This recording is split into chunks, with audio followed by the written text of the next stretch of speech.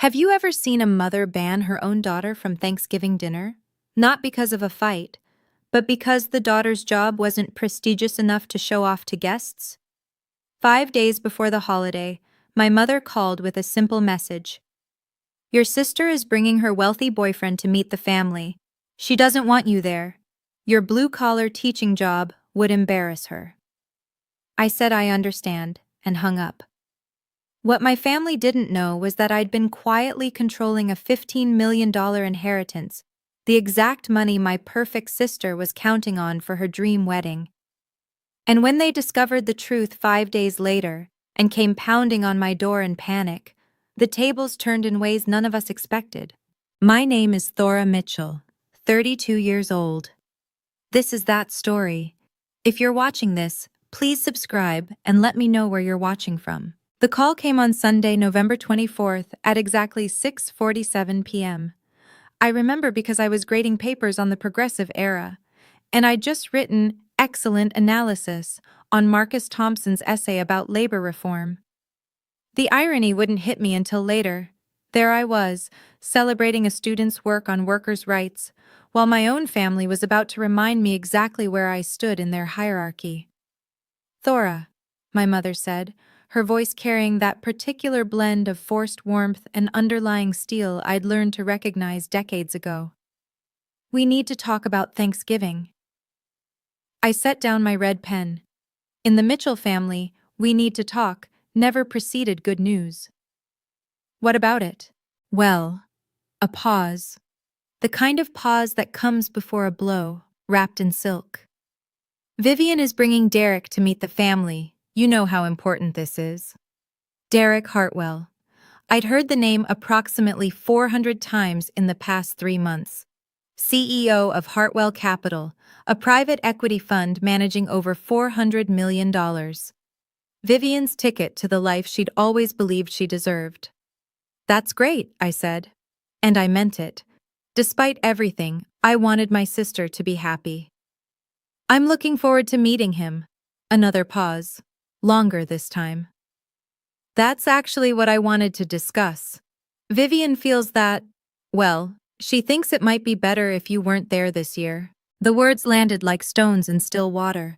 I watched the ripples spread through my chest, familiar and cold. I'm sorry? It's nothing personal, Thora. It's just, Derek comes from a very particular world. Finance, investments, that sort of thing. And you're... She searched for the word, though we both knew she'd already found it. Your career choice. It might send the wrong message. My career choice. As if I'd stumbled into teaching by accident, rather than fighting for my certification while working 2 jobs to pay for grad school. Mom, I have a master's degree in education. I've been teaching for 10 years. Exactly. Her tone shifted, as if I'd just proved her point. 10 years, and you're still making what, 50,000? 58. Not that it mattered. The number would always be too small in her ledger. Vivian is a marketing director now. She works with investors, high net worth individuals. She needs Derek to see that the Mitchell family is compatible with his world. I thought about last Thanksgiving. The way my mother had introduced me to the Hendersons from her book club. This is Thora, my older daughter. She teaches. That pause, heavy with unspoken disappointment. Vivian, of course, is in corporate marketing. The shift in her voice, from flat recitation to proud announcement, had been subtle enough to seem accidental. It wasn't. I thought about the email she'd sent 3 months ago, requesting my contribution to Vivian's engagement party.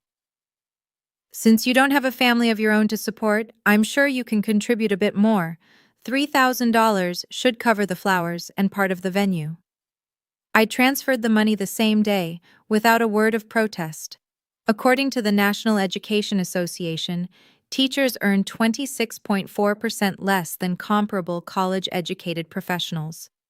I knew that statistic by heart, not because it made me feel like a victim, but because I taught my students about systemic inequities, about how society chooses which work to value. I just never expected to become a case study in my own family. Mom, I said carefully. I could come after dinner, just to say hello, meet Derek. Vivian was very clear. My mother's voice hardened. She doesn't want you there at all. Please don't make this difficult for me, Thora. Don't make this difficult for me, as if I were the one wielding the knife. I looked around my apartment, the one bedroom in Somerville I'd called home for 6 years. The second-hand couch I'd reupholstered myself, the bookshelves overflowing with history texts and lesson plans, the small kitchen where I packed lunches at 5:30 every morning because I couldn't afford the cafeteria prices. This was the life that embarrassed them. I understand, I said. The words came out automatically, worn smooth by a decade of practice. I understand when she forgot my birthday, but threw Vivian a surprise party. I understand when my promotion to department chair went unmentioned at family dinner, while Vivian's new office got a 20-minute discussion. I understand when I wasn't included in the family photo for the Christmas card because the photographer charged extra for more than 4 people. I understand. The 2 most expensive words I'd ever learned. Good. Relief flooded my mother's voice. I knew you'd be reasonable. You always are. We said goodbye. I set down the phone. For a long moment, I sat in silence, watching the last light fade from my window. Marcus Thompson's essay still lay on my desk, his words about dignity and fair treatment glowing under my lamp. Then I opened my laptop. There was a folder I hadn't touched in months, labeled simply Grandma Eleanor. Inside was an email from Margaret Caldwell, attorney at law, dated November 20th. Subject line: Annual Trust Review, Eleanor Mitchell Trust. I'd been avoiding it. Avoiding the questions it would force me to answer, the decisions it would demand. I closed the laptop again. But for the first time in 10 years, when I went to bed that night, I didn't cry. I felt something else entirely.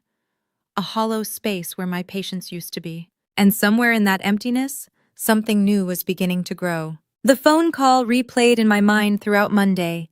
I stood in front of my third-period class explaining the causes of the Great Depression, while Patricia Mitchell's voice echoed beneath the surface of every word.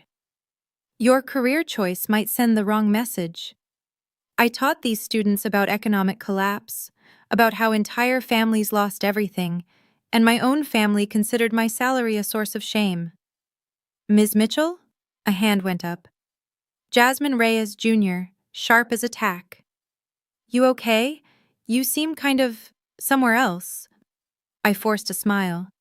Just thinking about how history repeats itself, Jasmine, sometimes in ways we don't expect. That night, I calculated the stakes of silence. If I accepted this exclusion, if I simply nodded and stayed home like a good, invisible daughter, what came next? Easter? Thora, Derek's family will be there. Maybe you should sit this one out. Vivian's wedding? It's a small ceremony, very exclusive, you understand? Future holidays, birthdays, funerals. My own family's milestones happening without me. I would become a ghost in my own history. But the financial stakes were real too. My mother had already set the precedent of extracting money from me whenever convenient. The $3,000 for Vivian's engagement party, the loan of $10,500 last year for my father's fishing boat repairs, never repaid, never mentioned again. The constant implication that since I was unmarried and childless, my money was somehow communal property. If I remained silent, the requests would only grow larger. And I'd keep paying, because that's what the family disappointment does to earn her seat at a table she isn't welcome at anyway. Around 9 p.m., my phone buzzed, a text from my father, Harold. Sweetheart, I'm sorry about Thanksgiving. Your mother says it's for the best. I love you. I stared at those words for a long time. Harold Mitchell, 63 years old, retired accountant, lifelong bystander to his wife's decisions. He'd never once stood up for me, not when I was passed over for opportunities, not when my achievements went unacknowledged, not when my mother made me feel small in 100 tiny ways. But he always said he loved me. as if love without action meant anything at all. I didn't respond. Instead, I opened my laptop. The email from Margaret Caldwell sat in my inbox like a sealed envelope from another life. My grandmother Eleanor had died 2 years ago, at 85. She was the only person in my family who'd ever truly seen me. When I graduated from my master's program, she'd driven 3 hours to attend while my parents sent a card. When I got my first teaching job, she'd taken me to dinner and told me she was proud. When I confided my frustrations about feeling invisible at family gatherings, she'd taken my hand and said, "Thora, you're not invisible. You're just surrounded by people who've forgotten how to see." I hadn't understood what she'd done for me until after she was gone. I clicked on Margaret's email. Dear Ms. Mitchell, as per our annual review, the Eleanor Mitchell Irrevocable Trust currently holds assets valued at $15,247,891.33. As sole trustee, you have full discretionary authority over distributions under Section 4.2 of the trust document. Please confirm your distribution intentions for the upcoming fiscal year by December 1st. If you wish to modify distribution terms or add conditions, this must be documented before the fiscal deadline. I'm available to meet at your convenience.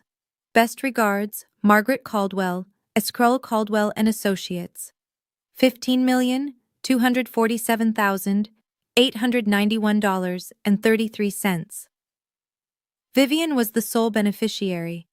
I was the sole trustee, the person who controlled when, how, and whether that money ever reached her hands. My grandmother had made that choice deliberately.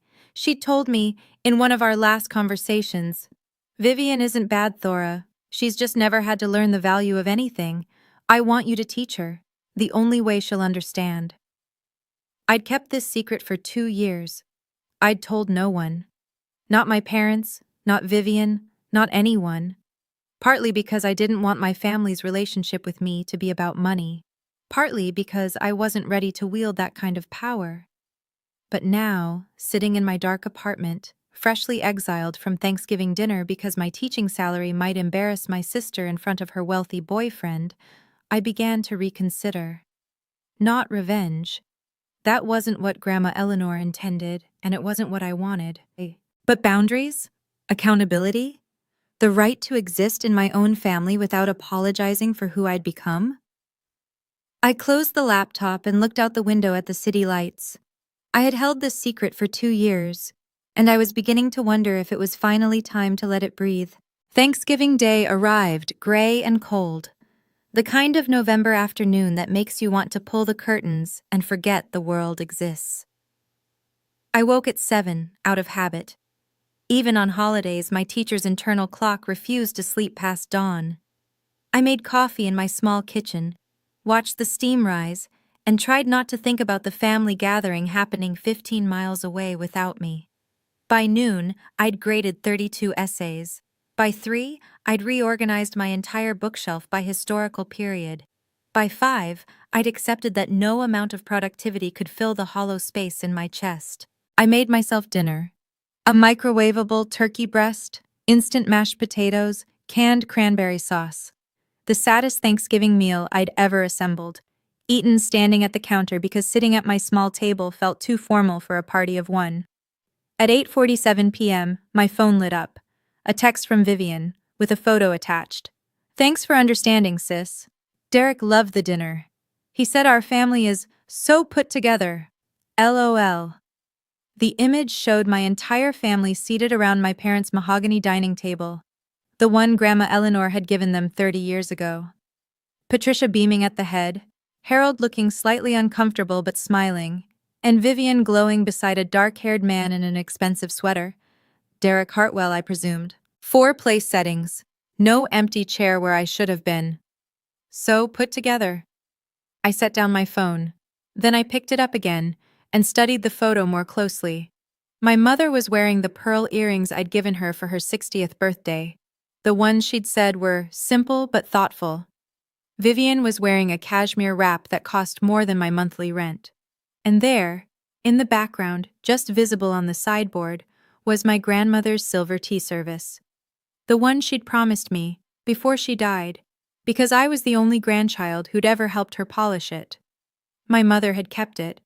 Of course she had. At 9:15 p.m., another text arrived. From my father this time. Sweetheart, I'm sorry. Your mother said this was best for everyone. I love you. I typed 3 different responses and deleted them all. What was there to say? He was sorry. He always was. But sorry didn't bring back a seat at the table. I called Rachel Torres instead. Rachel taught AP English at my school. We'd started the same year, survived countless faculty meetings together, and developed the kind of friendship forged through shared frustration and cafeteria coffee.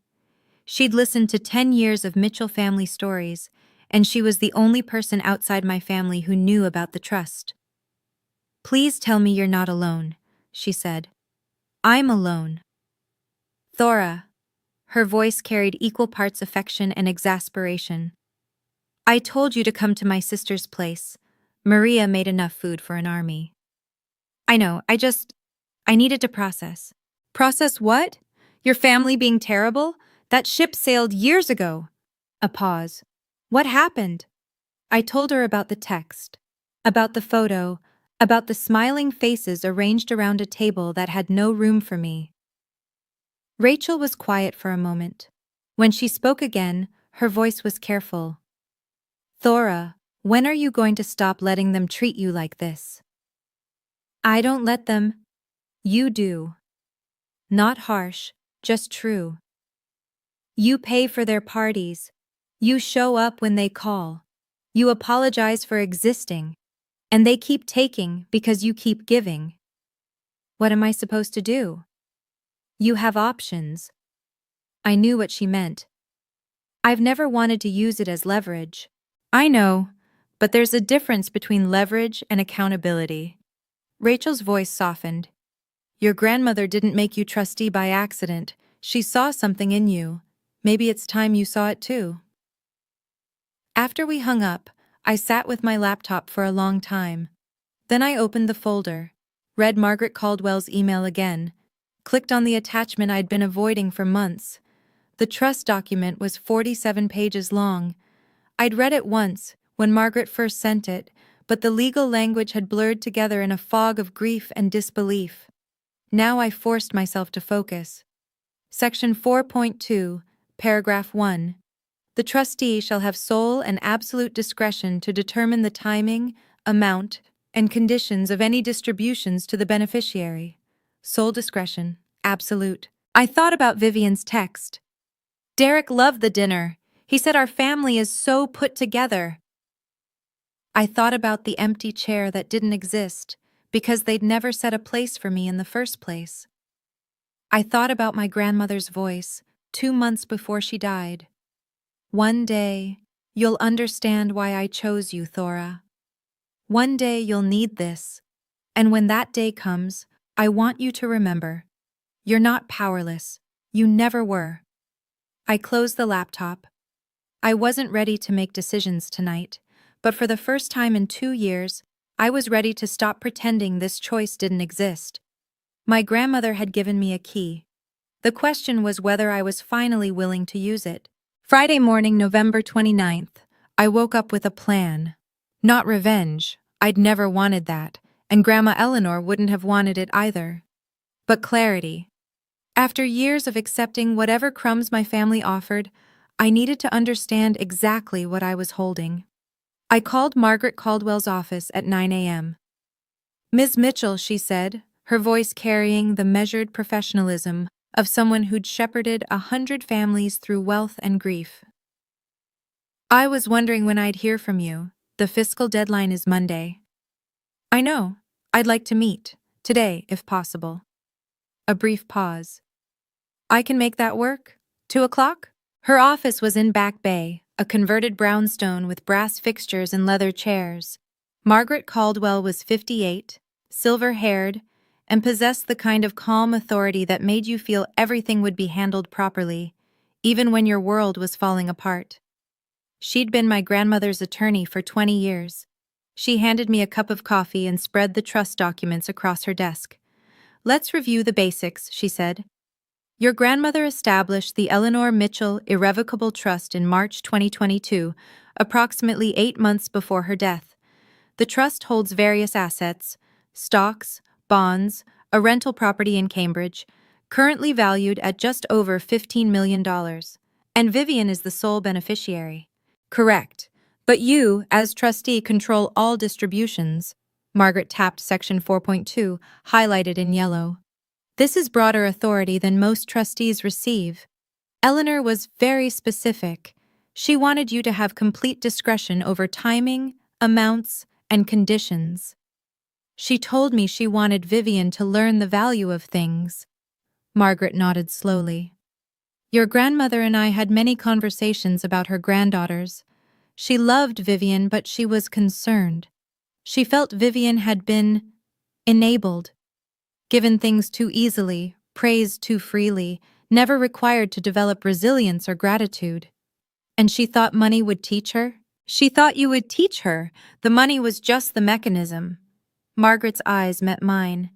Eleanor told me, Thora is the only person in that family with the spine to say no and the heart to say it kindly. Those were her exact words. I looked down at the documents. 47 pages of legal language, and buried within them, my grandmother's faith in me. What are my options for the annual distribution?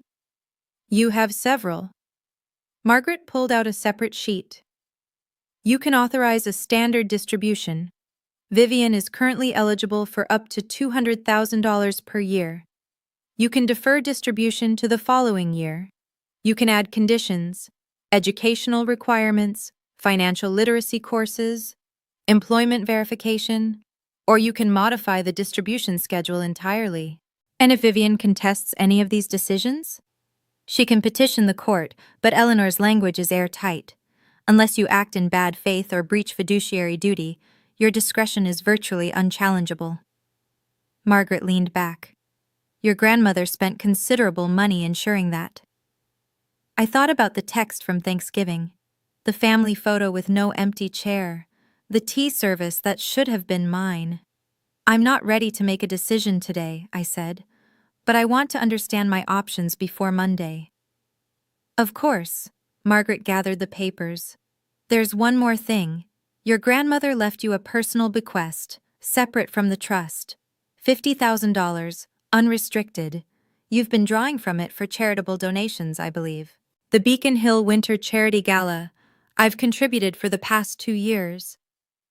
Yes, I saw those records. You're listed as a founding donor. She handed me an envelope. This arrived last week, your invitation for this year's event. I opened it. Heavy cardstock, embossed lettering. Inside, a badge with my name printed in gold. Thora Mitchell, founding donor. The gala was tomorrow night, Saturday, November 30th. Grand ballroom at the Harrington Plaza. Black tie, 500 guests from Boston's financial and philanthropic elite. The same event Vivian and Derek were attending to make their social debut as a couple. I didn't realize the timing, I said quietly. Margaret's expression remained neutral, but something flickered in her eyes. Life has interesting ways of creating opportunities, Ms. Mitchell. I looked at the badge in my hands.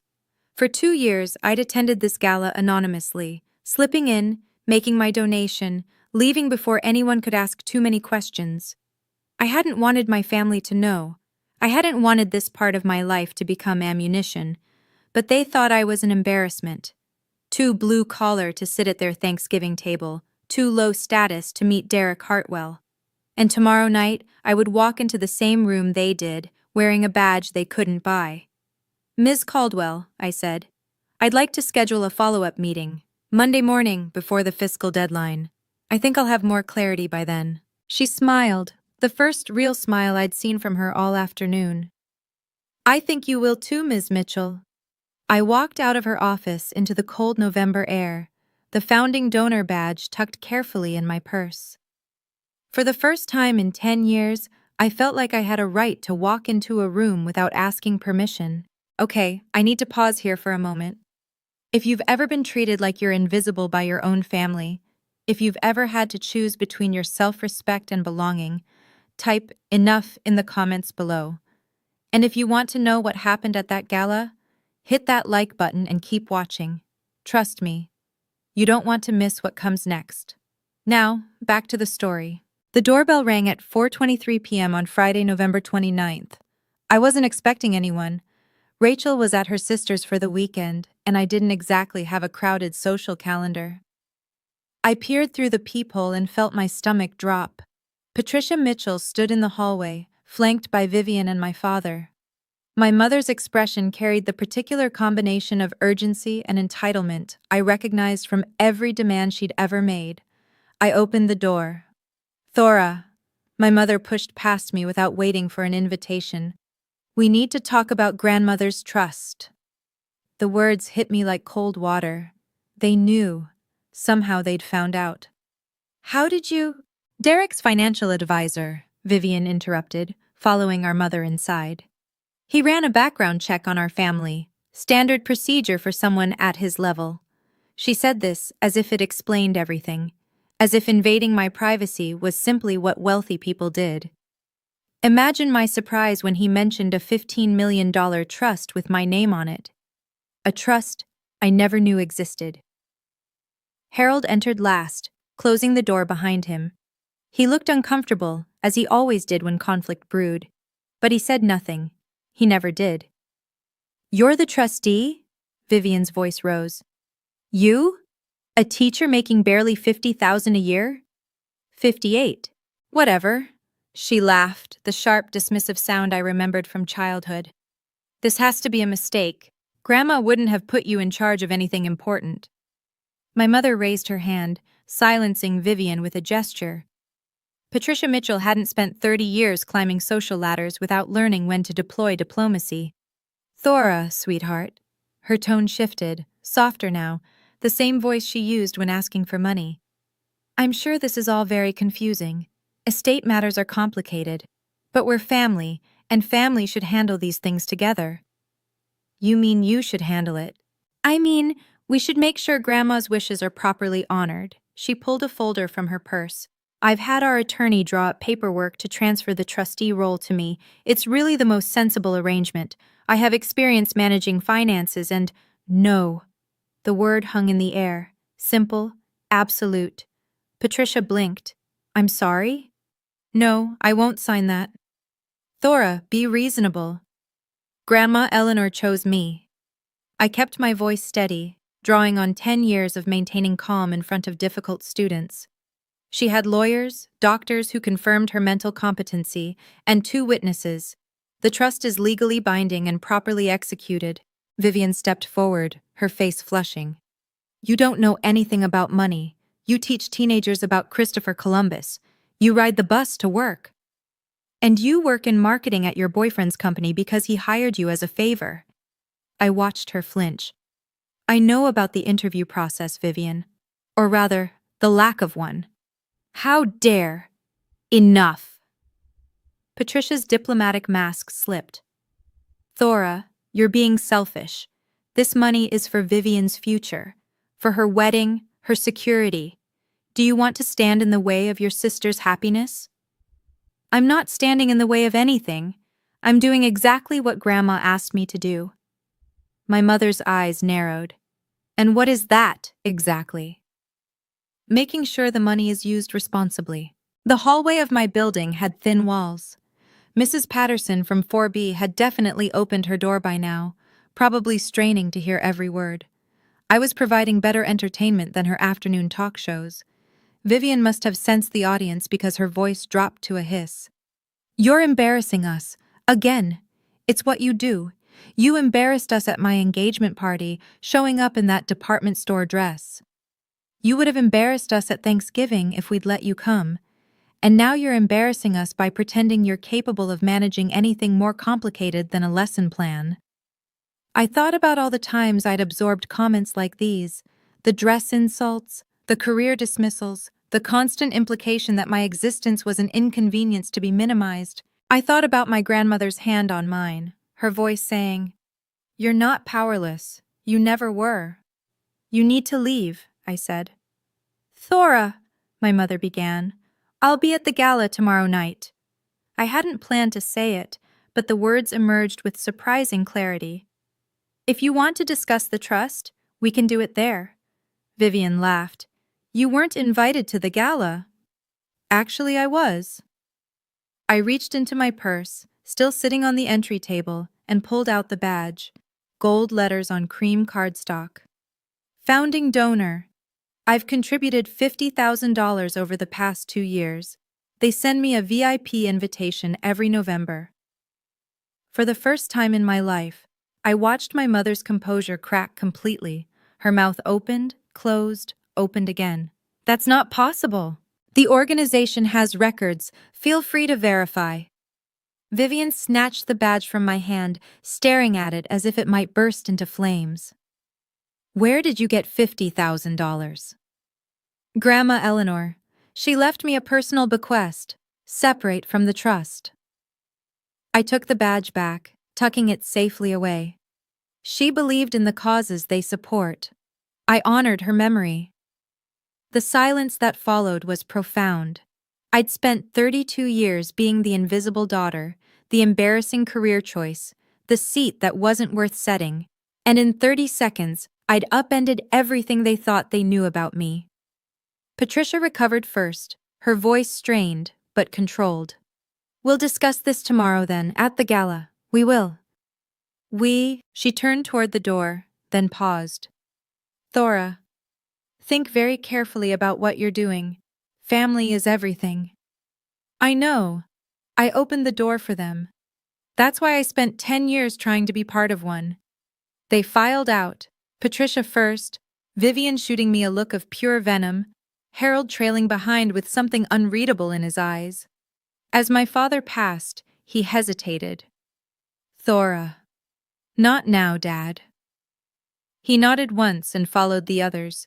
I closed the door and listened to their footsteps fade down the hallway. My hands were shaking, but not with fear. Tomorrow night, I would walk into that ballroom. I would stand in the same room as my family, at an event they considered their territory. And for the first time, they would see me as I actually was. Not the disappointing daughter they'd invented, but the woman my grandmother had believed in. The Beacon Hill. Winter Charity Gala occupied the grand ballroom of the Harrington Plaza, a space designed to make ordinary people feel small and wealthy people feel magnificent. Crystal chandeliers cast warm light across 500 guests in designer gowns and tailored tuxedos. The minimum donation was $2,000 per ticket. The ambient conversation hummed with discussions of portfolios, philanthropy, and property values. I arrived at 7:15 p.m. on Saturday, November 30th, wearing a simple black dress I'd bought on clearance for $200. But the badge pinned to my chest, Thora Mitchell, founding donor, outshone every piece of jewelry in the room. The VIP entrance was separate from the main doors. A staff member checked my credentials, smiled warmly, and directed me toward the reception area near the stage. Ms. Mitchell, thank you so much for your continued support. The board specifically asked me to express their gratitude. It's my pleasure. My grandmother believed strongly in your mission. I accepted a glass of champagne and moved through the crowd, exchanging pleasantries with foundation staff who recognized my name from donor reports. For 2 years, I'd attended these events quietly, arriving late, leaving early, avoiding attention. Tonight was different. Tonight, I was done hiding. I spotted them across the ballroom at 7:32 p.m., Patricia in emerald green, Harold looking uncomfortable in his rental tuxedo, and Vivian radiant in a silver gown that probably cost more than my monthly salary. Beside her stood Derek Hartwell, tall, dark-haired, carrying himself with the easy confidence of someone who'd never worried about a bill in his life. They hadn't seen me yet. They were working the room, Vivian's hand on Derek's arm, performing the social choreography of ambitious people at important events. I stayed near the stage, talking with a foundation board member about education funding initiatives. It felt surreal, discussing grant proposals while watching my family pretend I didn't exist, in a room where my name carried more weight than any of them realized. At 7:48 p.m., Derek noticed my badge. I saw the moment it happened.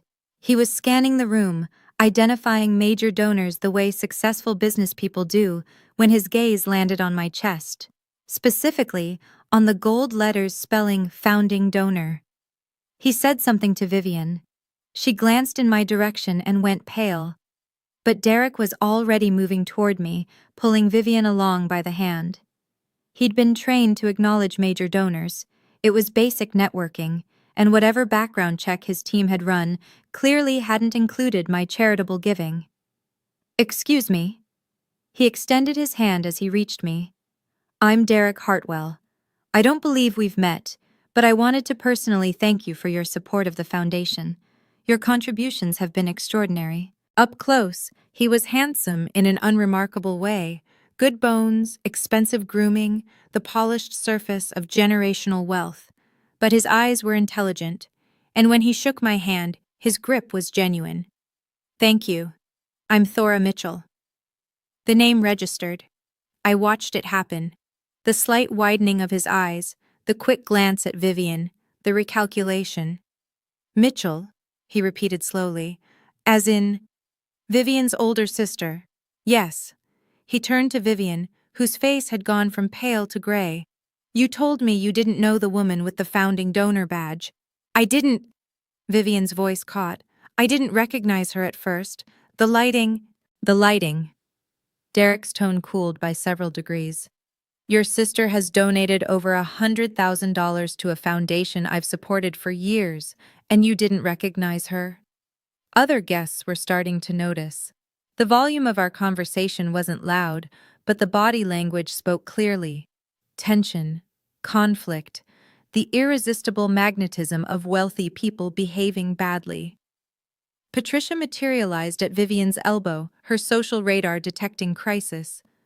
"Derek, darling, what a wonderful event! Have you seen the silent auction items?" "Mrs. Mitchell."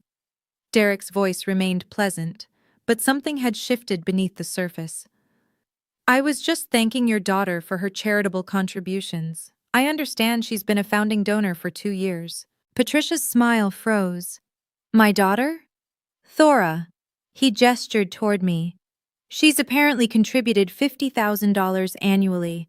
That's more than many of our VIP ticket holders combined." "I didn't realize." Patricia trailed off, her composure fracturing for the second time in 2 days. "Didn't realize your daughter was a major philanthropist? Interesting." Derek turned to me. "Ms. Mitchell, Thora, I apologize. I was told the Mitchell family would be attending tonight, but your name wasn't mentioned." "I'm not often mentioned." The words came out before I could soften them, but they were true, and I was tired of softening truths. "Derek." Vivian's hand tightened on his arm. "This is family business. It's complicated." "What's complicated about it?" His voice sharpened. "Your sister is standing here with credentials that suggest she's taken this foundation's mission seriously for years. And 15 minutes ago, you told me you'd never seen her before." "Derek, please. What else haven't you told me?" A new voice entered the conversation, calm, authoritative, perfectly timed. "Thora, I didn't expect to see you here tonight." Margaret Caldwell approached in a navy blue gown, her silver hair swept into an elegant twist. She nodded to Derek with the familiarity of professional circles overlapping at fundraisers. "Mr. Hartwell, always a pleasure." Then to me, "I hope we're still on for Monday morning. There's quite a bit to discuss regarding the annual review." Derek's attention sharpened. "Review?" Margaret smiled blandly. "Ms. Mitchell is one of my most valued clients. She manages a substantial trust with remarkable diligence." She turned to Patricia. "Your mother made an excellent choice, Mrs. Mitchell. The Eleanor Mitchell Trust is in very capable hands." The temperature around our little group dropped by several degrees. "Thora manages the trust?" Derek looked from me to Vivian. "The trust you told me was being handled by the estate?" Vivian's face had passed gray and was approaching white. I thought." "You thought what, exactly?" I watched my sister search for words, for explanations, for some way to spin this that wouldn't make her look like either a liar or a fool. She found none. I think, I said quietly, that you two have things to discuss. If you'll excuse me. I turned to walk away, but Derek's voice stopped me. Ms. Mitchell. Thora. When I looked back, his expression had shifted. The smooth social mask had cracked, revealing something rawer beneath. I apologize for whatever role I played in tonight's confusion, and for whatever's been happening with your family. You didn't know. No, but I'm starting to. He looked at Vivian with an expression I recognized, the particular disappointment of someone realizing the person beside them isn't who they pretended to be.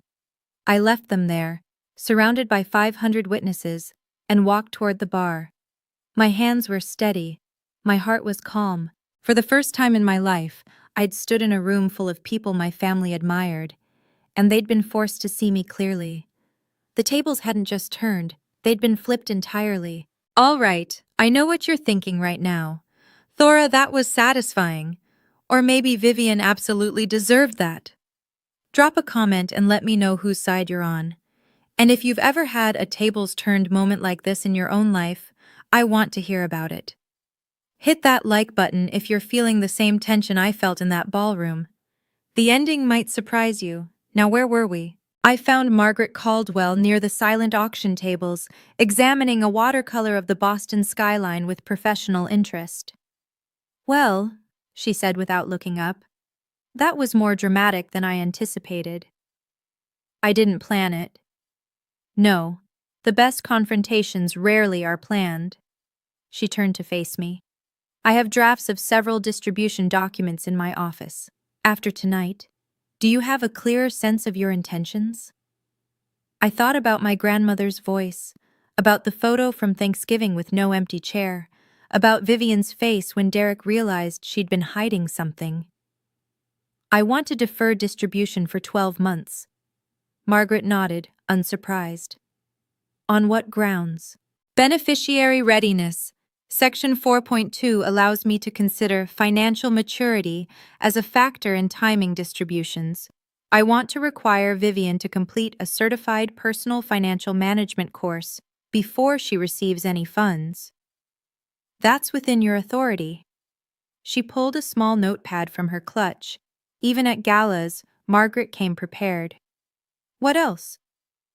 I want to inform Derek Hartwell about the trust's existence and structure.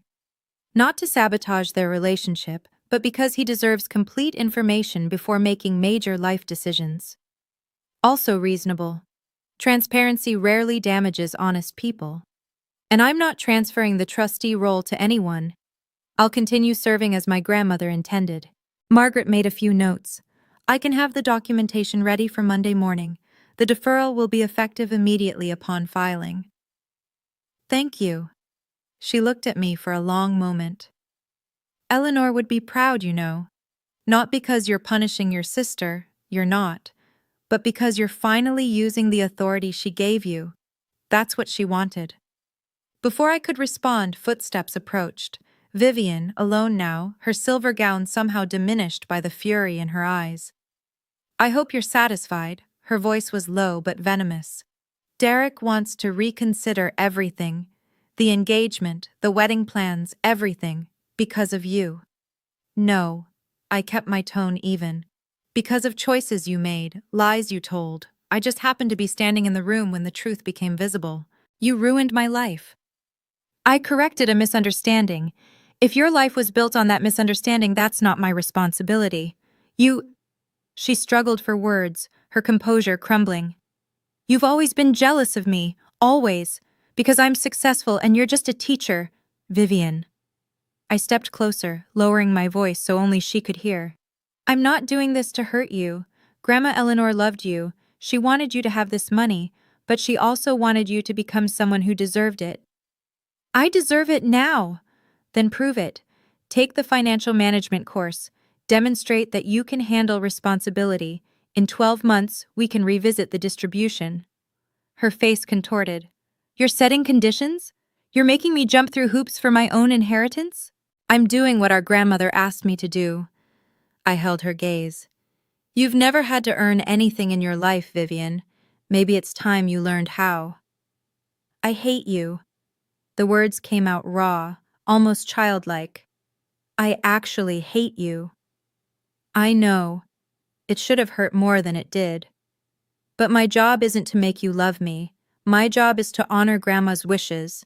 And I'm going to do that, whether you hate me or not. Vivian stared at me for a long moment, then turned and walked away without another word.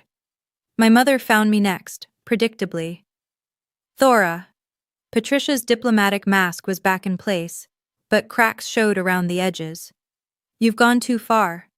Have I? Humiliating your sister in public. Interfering with her relationship. This isn't what family does. No? I tilted my head. What about calling to ban someone from Thanksgiving because their job might embarrass the family? Is that what family does? That was different. How? For once, Patricia had no ready answer. Mom, I said quietly, I didn't come here tonight to start a war. I came because I was invited. I was recognized because I've been contributing to this foundation for years, honoring Grandma Eleanor's values while you dismissed me as an embarrassment. Everything that happened tonight happened because you and Vivian chose to hide truths and tell lies. Thora, I'm going to keep being the trustee. I'm going to require Vivian to meet certain conditions before accessing the funds. And I'm going to stop pretending that being treated as invisible is acceptable. What do you want from us? The question caught me off guard, not because it was unexpected, but because for once it seemed genuine. Respect, I said. Not because of money or status, but because I'm your daughter. I've spent 32 years trying to earn a seat at your table, and I'm done. Either I belong in this family as I am, or I don't belong at all. My father appeared at the edge of our conversation, hovering as he always did. Harold, Patricia began, tell her. She's right. Both Patricia and I turned to stare at him. She's right, he repeated, his voice stronger than I'd heard it in years. We've treated Thora terribly. Eleanor saw it. I saw it. And I never did anything. He met my eyes. I'm proud of you, sweetheart. I should have said that a long time ago. I didn't trust my voice, so I just nodded. My mother looked between us, calculating, reassessing. I watched her realize that the ground had shifted beneath her feet, that the family dynamics she'd controlled for decades were suddenly unstable. We should go, she said finally, taking Harold's arm. This isn't the place. No, I agreed. It isn't. I left the gala at 10:47 p.m., stepping into the cold November night with my badge still pinned to my dress. The doorman hailed a cab, calling me Ms. Mitchell with genuine warmth. I didn't feel victorious. I didn't feel vindicated. I felt free. The fallout began within 48 hours. Derek Hartwell announced to Vivian on Sunday morning that he needed space to think. By Monday afternoon, their engagement was on indefinite hold. Not officially canceled, but suspended in a limbo that spoke volumes. Word spread through their social circle with the efficiency of gossip among the wealthy. The golden couple of Hartwell Capital had hit turbulence. Vivian's position at the company became untenable by Tuesday. She wasn't fired, Derek was too polished for that, but she was encouraged to explore opportunities that might better align with her long-term career goals. Translation. Her presence had become awkward, and everyone knew it. She cleaned out her desk on December 3rd. My mother received phone calls from her social circle throughout the week. The Hendersons, the Castellanos, the Morrison Whites from her charity board, all expressing concern and offering support, which was really code for mining for details about the Thanksgiving scandal that had apparently become the talk of the Winter Gala. The story is everywhere, Rachel reported over coffee on Wednesday. I heard 3 different versions at my dentist's office yesterday. Something about a sister being banned from Thanksgiving and then showing up as a major donor. The details vary, but the punchline is always the same. What punchline? That the embarrassing daughter turned out to be more impressive than anyone knew. Rachel grinned. People love an underdog story, Thora, especially one with receipts. The formal aftermath came Monday morning, December 2nd, at Margaret Caldwell's office. I signed the deferral documents at 9:15 a.m. The language was precise. Distributions from the Eleanor Mitchell Irrevocable Trust to beneficiary Vivian Mitchell would be suspended for 12 months, pending completion of a certified personal financial management program from an accredited institution. The course requirement wasn't punitive.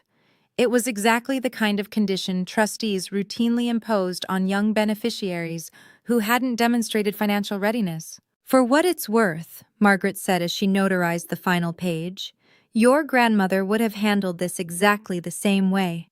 She wasn't interested in punishment. She was interested in growth. I hope Vivian sees it that way eventually. She might. Time changes perspectives. Margaret slid the completed documents into a folder. There's one more thing. Derek Hartwell's assistant contacted my office yesterday. He'd like to meet with you privately. No pressure. You're under no obligation, but he expressed genuine interest in understanding the family situation better. I thought about it. I'll consider it. The email from my father arrived that afternoon. It was 3 pages long. The most Harold Mitchell had written to anyone in years, probably. He apologized for 32 years of silence. He acknowledged that my mother's treatment of me had been unfair and that his failure to intervene made him complicit. He didn't make excuses or ask for forgiveness. He simply said he wanted to do better, if I'd let him try. I read it 3 times, then saved it in a folder labeled Family. Vivian's response came by text on December 5th. Fine, I'll take your stupid course, but don't expect me to thank you for this. I replied, I don't expect thanks, I expect results. Good luck with the program. She didn't respond, but Margaret confirmed her enrollment 2 days later. Introduction to Personal Financial Management, starting January 15th at a local community college. 12 weeks. The first step toward proving she could handle the inheritance our grandmother had left for her. The Boston Society blog ran a piece on December 8th, anonymous but clearly sourced from gala attendees.